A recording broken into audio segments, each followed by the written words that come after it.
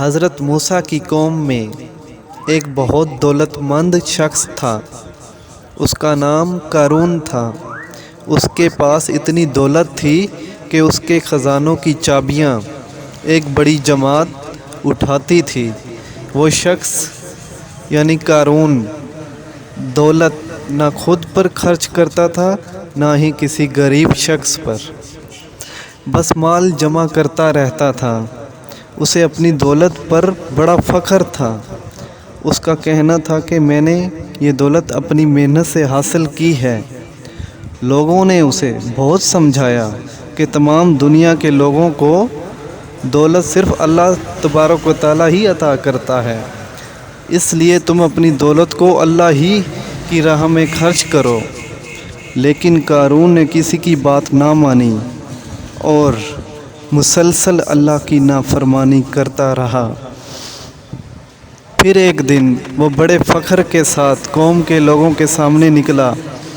جو لوگ دنیا کے طالب تھے وہ اس کو دیکھ کر کہنے لگے، کاش ہمیں بھی قارون کے جتنی دولت ملتی، یہ کتنا خوش نصیب ہے۔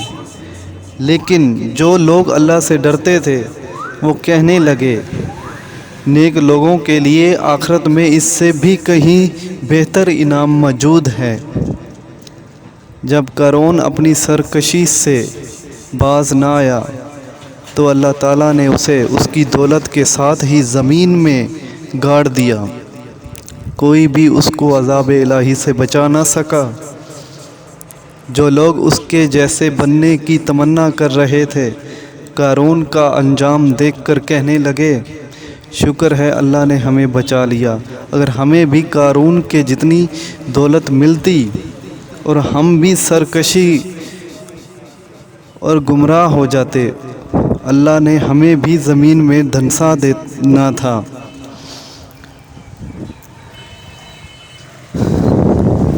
تو میرے پیارے بھائیوں، بہنوں اور بچوں، ہمیں کبھی بھی کسی سے حرص نہیں کرنی چاہیے۔